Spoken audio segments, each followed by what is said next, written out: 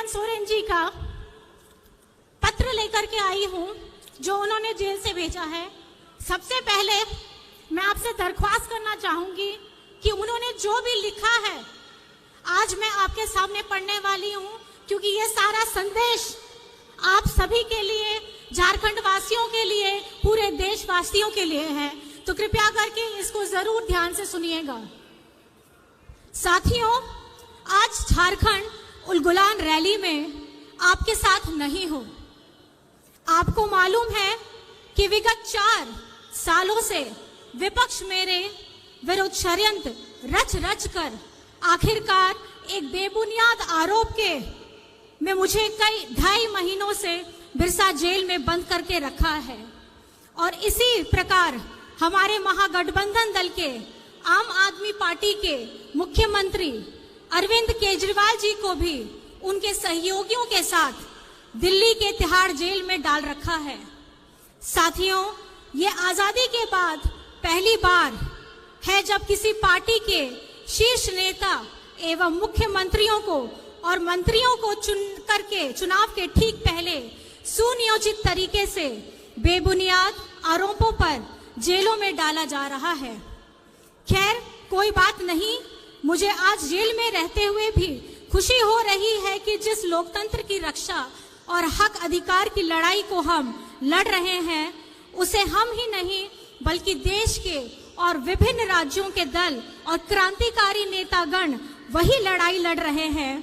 आज उलगुलान महारैली में आए क्रांतिकारी नेताओं की मौजूदगी इसका गवाह है कि आज इस उलगुलान महारैली के मंच पर आदरणीय मल्लिकार्जुन खड़गे जी, जो अभी नहीं है, राहुल गांधी जी, अखिलेश यादव जी, फारूक अब्दुल्ला जी, चंपई सोरेन जी, भगवत मान जी, तेजस्वी यादव जी, श्रीमती सुनीता केजरीवाल जी, दीपांकर भट्टाचार्य जी, संजय सिंह जी, श्रीमती प्रियंका चतुर्वेदी जी और विवेक गुप्ता जी का मैं पुनः अभिवादन करता हूं।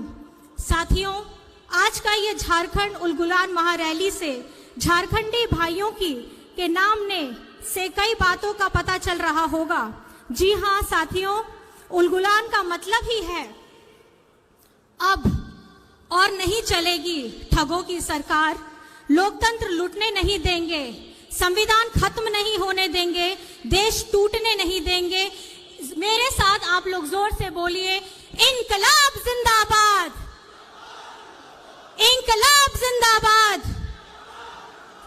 साथियों, 2024 का लोकसभा चुनाव चल रहा है। एक तरफ हम सब इंडिया महागठबंधन के लोग हैं और दूसरी तरफ पूंजीपतियों की जमात और षड्यंत्रकारी केंद्र सरकार एनडीए के लोग। साथियों, आज देश एक विषम परिस्थिति से गुजर रहा है। विगत 2014 से केंद्र में भाजपा एनडीए की सरकार चल रही है और 2 बार देश की जनता ने एनडीए को सरकार बनने का मौका भी दिया। देश की सरकार का जनाधार को देश के लोगों ने दे दिया, पर पूरे देश की राज्यों की सरकार का जनाधार एनडीए को नहीं दिया। परंतु 2014 में एनडीए सरकार बनते ही पूरे देश के राज्यों में अपना कब्जा चाहते हैं। आपने सुना ही होगा विभिन्न सूचना तंत्र के माध्यम से कि गैर भाजपा सरकार राज्यों को किस तरीके से परेशान और उनके साथ सौतेला व्यवहार किया जा रहा है। कहीं सरकार गिराई जा रही है तो कहीं एमपी एमएलए खरीद फरोख्त की जा रही है।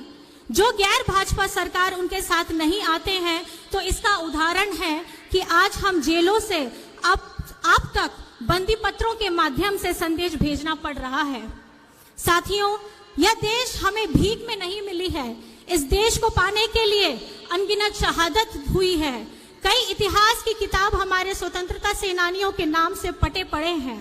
साथियों, विगत कई साल के षड्यंत्र का फल एनडीए को 2014 में पूर्ण बहुमत से सरकार बनाने को मिली।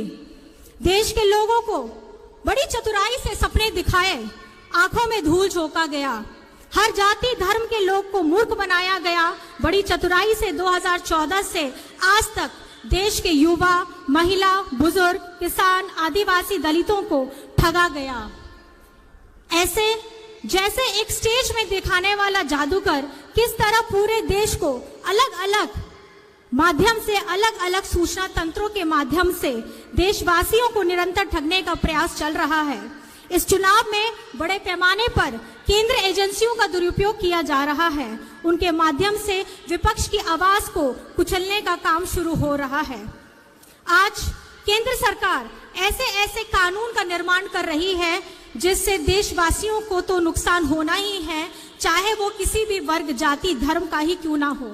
साथ ही साथ इस देश के लोकतंत्र को भी खतरा होगा और संविधान को भी खतरा होगा। साथियों, झारखंड देश का सबसे गरीब राज्य है। यहाँ के लोग गरीब हैं, पर झारखंड गरीब नहीं है। हमारे प्राकृतिक संसाधनों से पूरा देश चलता है। इसके बदले में हमें क्या मिलता है? पलायन, विस्थापन, भुखमरी, बीमारी। हम अपना हक मांगते हैं तो हमें जेल में डाल दिया जाता है। साथियों, बहुत सारी बातें हैं कहने को वर्तमान केंद्र सरकार के करतूतों के बारे में। अगर बातें शुरू की जाए तो रात और दिन कम पड़ जाएगा। आज आपके सामने देश के कई अनुभवी नेतागण मौजूद हैं, क्रांतिकारी युवा साथीगण हैं, जो आप सभी को कई सारी बातें बताएंगे कि किस तरीके से पूरे देश को केंद्र सरकार ने ठगा है और लूटा है। केंद्र सरकार जिस तरह से नए नए कानून बना रही है, उन कानूनों में सबसे अधिक प्रभावित आदिवासी क्षेत्र और आदिवासी समुदाय को होने जा रहा है। झारखंडी सदियों से जल जंगल जमीन के लिए लड़ाई लड़ता रहा है। जल जंगल जमीन के लिए हमारे अनेक पूर्वजों ने अपनी शहादत दी है और आज के परिप्रेक्ष्य में केंद्र सरकार की सोच आदिवासी, दलित, पिछड़ा, मजदूर, किसान विरोधी रहा है। और इनके 10 साल की कार्यकाल में सबसे अधिक और बड़े ही निर्मम तरीके से आदिवासी समुदायों को और उनके अनुसूचित क्षेत्रों पर इनकी बुरी नजर है। उदाहरण के तौर पर आप देख सकते हैं, विगत कई महीनों से मणिपुर जल रहा है। वहां के आदिवासी बहु बेटियों की इज्जत लूटी जा रही है। पूरा देश देख रहा है, पर केंद्र सरकार चुप है। आज तक केंद्र सरकार ने कोई सूद नहीं ली है। ये है इनका आदिवासी प्रेम। लद्दाख को छठी अनुसूची में डालने का वादा कर वर्षों तक ठगा गया और अंत में छठी अनुसूची घोषित करने से मुकर गई। आज वहां के भयानक ठंड में भी लोग 0 की डिग्री में भी अपना विरोध प्रदर्शन कर रहे हैं। ये है इनका आदिवासी प्रेम। साथियों, देश में सभी शेड्यूल्ड एरिया पर इनकी गिद्ध नजर है। झारखंड में कई महत्वपूर्ण और संवेदनशील कानून लागू हैं, जैसे CNT act, SPT act, Wilkinson act इत्यादि। अगर NDA सरकार 2024 के चुनाव जीतती है तो राज्य और देश के आदिवासियों के ऊपर बहुत बड़ा खतरा बन जाएगा। इसलिए किसी भी कीमत पर झारखंड को बचाना है। साथियों, झारखंड में कुछ संवेदनशील मुद्दे हैं, जैसे सरना धर्म कोड राज्य में लागू किया जाना, खतियान आधारित स्थानीय और नियोजन नीति बनाना, पिछड़ों को 27% आरक्षण के लिए मार्ग प्रशस्त करना, स्थानीय भाषा और संस्कृति को पहचान दिलाने का कार्य करना इत्यादि। मैं इन विषयों पर विस्तृत में नहीं जा रहा हूं, पर यह कहना चाहूंगा कि ये सभी चीजें तभी लागू होंगी जब केंद्र की पूंजीपति और तानाशाह सरकार को केंद्र से बेदखल किया जाए। साथियों, मैं अपना यह संदेश समाप्त करने से पहले कहना चाहता हूं कि झारखंड वीरों की धरती है। हमेशा से झारखंड के मूलवासी आदिवासियों ने राज्य के हक अधिकार के लिए संघर्ष किया है, अपने संघर्षों का लोहा भी बनवाया है। झारखंड के लोग अपने हक अधिकार की लड़ाई तब तक लड़ते रहेंगे जब तक वो हासिल ना हो जाए। आज उसी संघर्ष का ये नतीजा है कि वर्ष 2000 में गुरुजी के नेतृत्व में हमें झारखंड राज्य मिला और उसी संघर्ष से ही राज्य अलग होने के बाद हम लोगों ने राज्य में महागठबंधन की मजबूत सरकार बनाई और अब मजबूत उलगुलान की आवाज करते हुए 2024 के लोकसभा चुनाव मजबूती से लड़ेंगे भी और जीतेंगे भी। जुमले वाली केंद्र सरकार की नाकामी, देश को ठगने वालों की और देश की अखंडता को तोड़ने की बातें करने वालों को इस झारखंड से भी खदेड़ा जाएगा और दिल्ली की गद्दी से भी खदेड़ा जाएगा। इन्हीं बातों के साथ आप सबको उलगुलान महारैली में आने के लिए बहुत बहुत आभार है।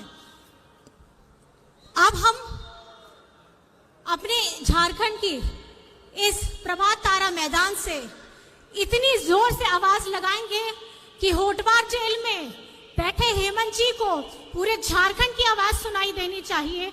जोर से हम लोग सब बोलेंगे, जय हिंद, जय हिंद, जय हिंद, जय झारखंड, जय झारखंड। दिशुम गुरु शिबू सोरेन जिंदाबाद, दिशुम गुरु शिबू सोरेन जिंदाबाद, हेमंत सोरेन जिंदाबाद, हेमंत सोरेन जिंदाबाद, हेमंत सोरेन जिंदाबाद। जेल का ताला टूटेगा, जेल का ताला टूटेगा, जेल का ताला टूटेगा, जेल का ताला टूटेगा,